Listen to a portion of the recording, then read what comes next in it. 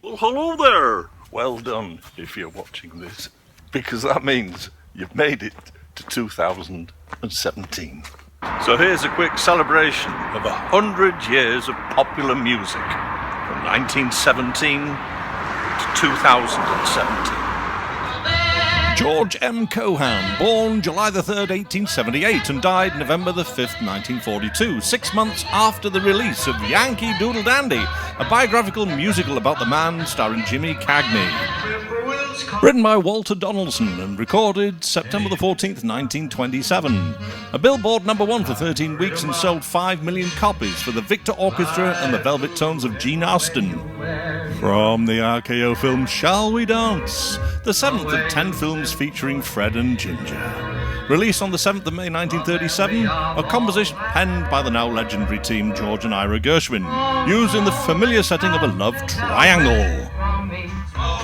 Originally a US country and western swing #1 in March 1947 for the composer Tex Williams with his Western Caravan.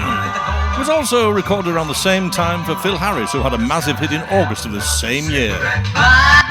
Written by Felice and Baudelaire Bryant, this was the debut song for the Everly Brothers. Released on the 1st of March 1957, it made Billboard #2 and UK #6.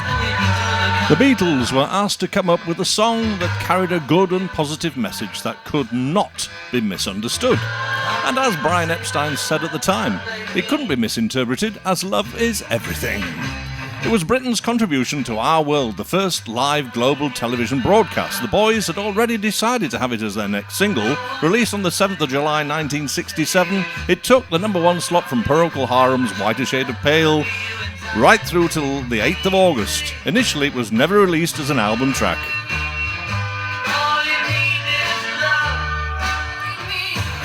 ABBA's Arrival. Well, in this case, quite literally. The title of their latest album at the time, released for the Christmas 1976 market. And it made #1 in the album charts and remained a hit for 92 weeks in the UK.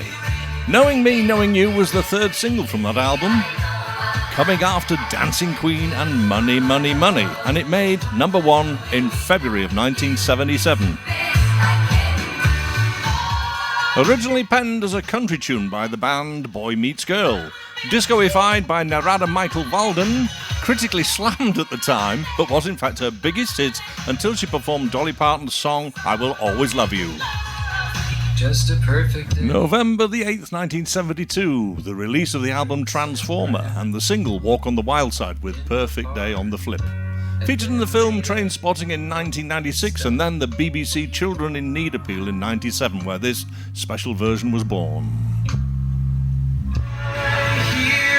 Snow Patrol and the song Chasing Cars became synonymous with legal internet downloads, and then went on to be #6 in the UK charts and #5 in the Billboard Hot 100.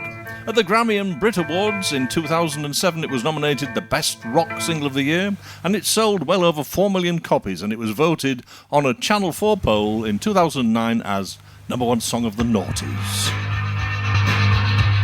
Not such a great hit on first release back in September 1977, but so much bigger than just another single. But there again, you could say that about nearly all of David Bowie's work. The history of this tune is too comprehensive to go into in this short piece. Enough to say, though, it goes much further and has much more meaning than you would at first think.